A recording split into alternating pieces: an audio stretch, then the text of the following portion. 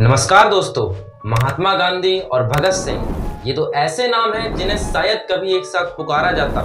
ज्यादातर लोग इन दोनों को एक दूसरे के अपोजिशन में ही देखते हैं, लेकिन आप भी हैरान हो जाएंगी ये जानकर कि इन दोनों के बीच में आखिर क्या लिंक है। आखिर महात्मा गांधी जी क्या कर रहे थे जब भगत सिंह को फांसी चढ़ाई जा रही थी?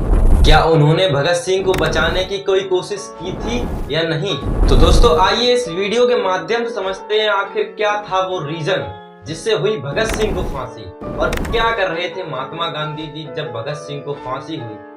तो इस वीडियो की जानकारी इसी वीडियो में मिलेगी, तो वीडियो को पूरा देखें एंड स्किप ना करें। तो आइए दोस्तों अपनी इस वीडियो की शुरुआत करते हैं साल 1920 से, जब महात्मा गांधी जी ने नॉन कॉपरेशन मूवमेंट लॉन्च की थी, यानी कि असहयोग आंदोलन को शुरू किया था। इस आंदोलन में भगत सिंह, चंद्रशेखर आजाद और भगवती चरण बोरा जैसे बहुत से क्रांतिकारियों ने इस नॉन कॉपरेशन मूवमेंट में भाग लिया महात्मा गांधी जी के साथ। लेकिन फिर कुछ ऐसा होता है जिस कारण इस आंदोलन को बंद करना पड़ता है। फरवरी 1922 में इस आंदोलन को विड्रॉ कर दिया जाता है, क्योंकि चौरी चौरा का जो इंसिडेंट होता है वो वायलेंट हो जाता है। जैसा कि आप जानते ही होंगे कि महात्मा गांधी जी हिंसा के खिलाफ थे और हिंसा के रास्ते पर भी न चलते थे और न किसी को चलने देते थे। यही कारण था चौरा चौरी हत्याकांड में अपूर्ण तरीके से हिंसा हुई और इस कांड में 22 पुलिस वालों को जिंदा जला दिया गया। इससे महात्मा गांधी जी बहुत दुखित हुए और इन्होंने असहयोग आंदोलन को विड्रॉ कर दिया। लेकिन ऐसा करने से बहुत से क्रांतिकारी डिसइल्यूजन्ड फील करते हैं। उन्हें लगता है कि उनके साथ अब धोखा हो गया है। वो तो इतने जोश में थे कि आजादी अब पाकर ही रहेंगे, लेकिन अचानक से इस मूवमेंट को कॉल ऑफ कर दिया गया। ऐसे में क्या किया जाए, इससे युवा लोग डिसाइड करते हैं हम अपनी एक नई एसोसिएशन बनाकर इस रेवोल्यूशनरी को जारी रखेंगे। जैसा कि हिंदुस्तान रिपब्लिक एसोसिएशन HRA की स्थापना की जाती है। रामनाथ बिस्मिल और रविंद्र सयाल के द्वारा 1923 में मैन्युफैक्चरिंग लिखते हैं, जिसका नाम होता है द रेवोल्यूशनरी। फिर आता है अगस्त 1925, जिसमें फेमस काकोरी कांड होता है, जब 40 HRA के रेवोल्यूशनरी ट्रेन को लूटते हैं।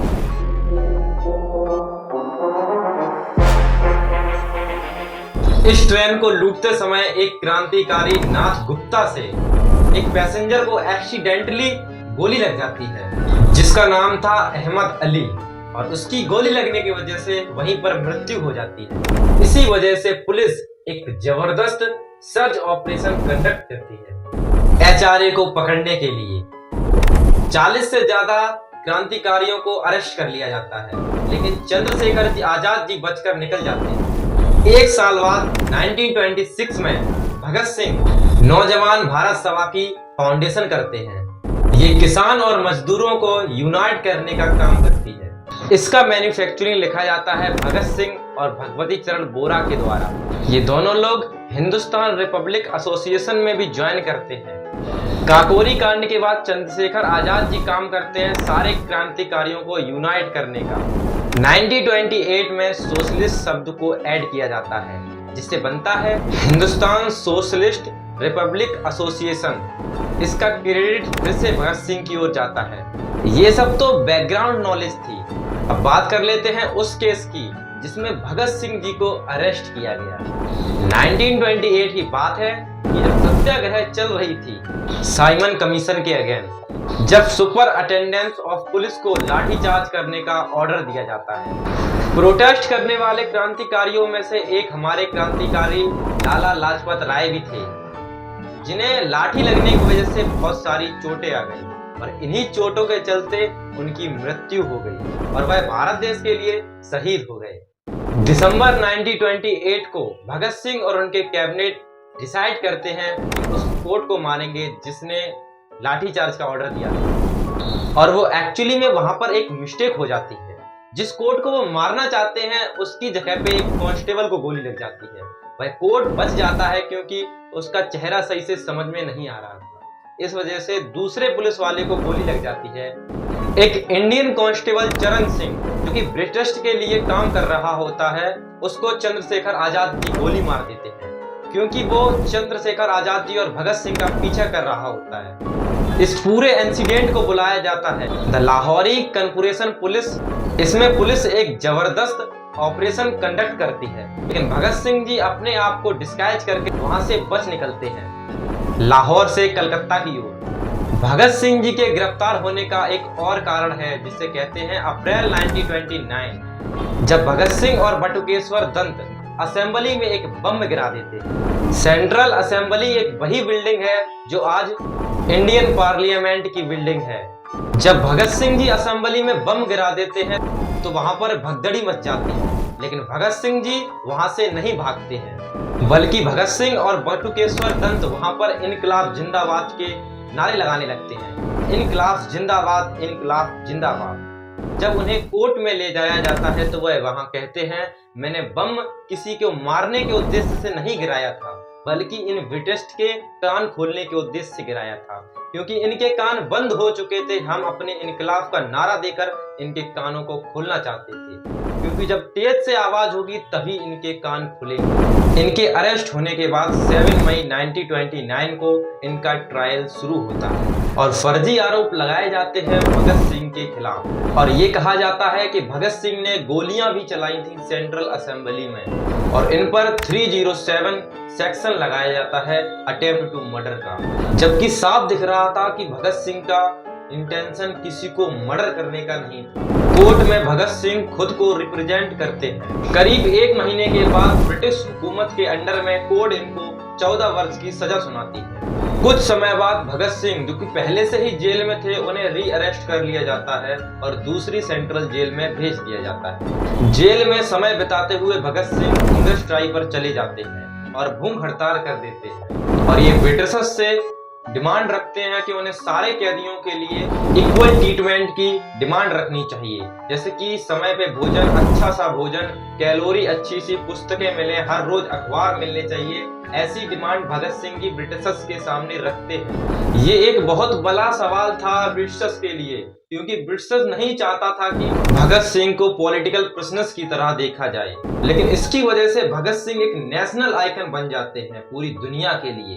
देश भर में जब लोग भगत सिंह की कहानियां सुनते थे तो उनके अंदर एक उत्साह जग जाता था। इसी द्वारा उनका वजन करीब 6.5 किलो घट जाता है हंगर स्ट्राइक के द्वारा।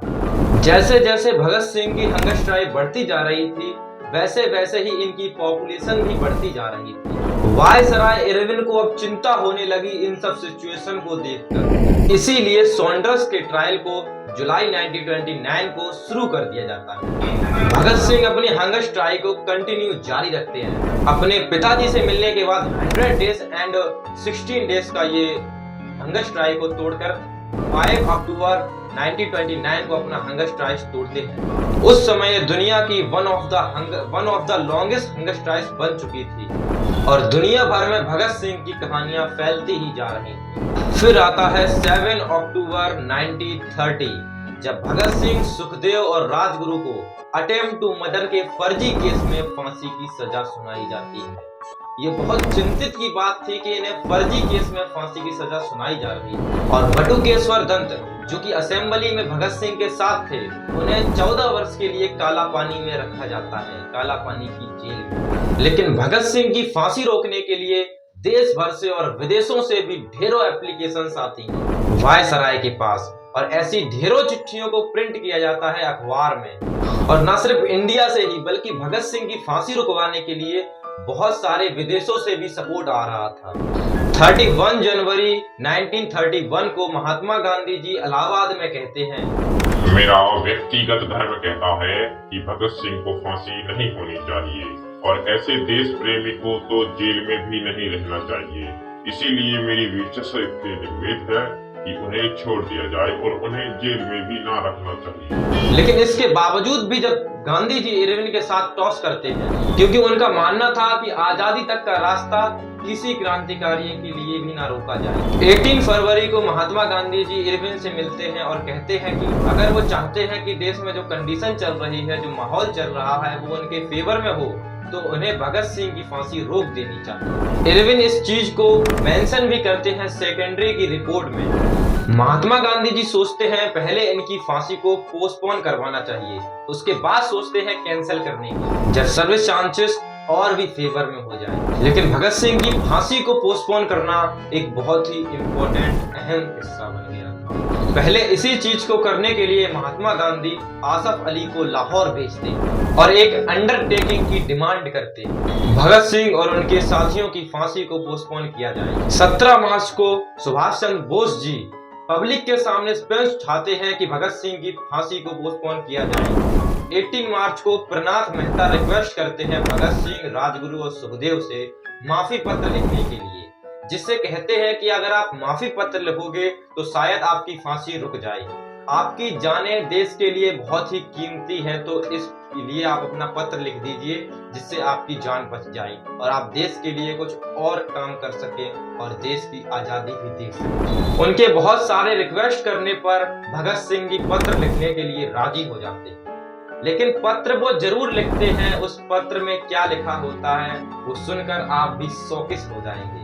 उस पत्र में वो ये नहीं लिखते कि मुझे क्षमा कर दिया जाए, बल्कि ये लिखते हैं कि मुझे फांसी जल्द से जल्द दी जाए। जी हाँ दोस्तों, आपने सही सुना, भगत सिंह जी ने किसी से माफी नहीं मांगी और वो कहते थे मैं किसी से माफी नहीं मांगूंगा।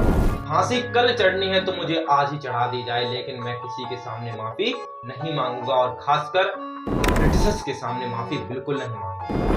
19 मार्च को फिर से महात्मा गांधी एक बार इरविन से मिलते हैं और कोशिश करते हैं भगत सिंह की फांसी को रुकवाने का, लेकिन इनके सारे तौर तरीके फेल हो जाते हैं ब्रिटिशर्स के सामने, क्योंकि ब्रिटिशर्स नहीं चाहता था कि भगत सिंह की फांसी रोकी जाए। और बहुत सारी कोशिशों के बाद भी 23 मार्च सन 1931 को भगत सिंह, राजगुरु और सुखदेव जी को फांसी दे दी जाती। हालांकि फांसी देने की डेट 24 मार्च थी, लेकिन ब्रिटिशर्स ने एक दिन पहले ही फांसी दे दी, इस वजह से क्योंकि जनता बहुत सारी उत्तेजित हो रही थी भगत सिंह की फांसी को रुकवाने के लिए। ये कंट्रोल कर पाना ब्रिटिशर्स के लिए बहुत ही मुश्किल हो जा रहा था, इसीलिए उन्होंने एक दिन पहले ही भगत सिंह, राजगुरु और सुखदेव को फांसी दे दी। वो डरते थे अगर उसी तारीख को हम फांसी देंगे तो शायद जनता भड़क जाए, इसी डर से उन्होंने एक दिन पहले ही फांसी देने का ऑर्डर जारी कर दिया। कमाल की बात तो ये है कि इतना सब हो जाने के बाद भी कुछ लोगों को बस यही लगता है कि महात्मा गांधी जी ने कोई कोशिश नहीं की थी भगत सिंह को बचाने के लिए। ये वीडियो उन्हीं सब लोगों के लिए है। अगर आप भगत सिंह की रिस्पेक्ट करते हैं तो आपको महात्मा गांधी जी की भी रिस्पेक्ट करना तो बनता ही है। उम्मीद करते हैं दोस्तों आपको वीडियो अच्छी लगी होगी। तो अगर आपको वीडियो अच्छी लगी तो वीडियो को लाइक करें और अपने सारे दोस्तों को शेयर करें।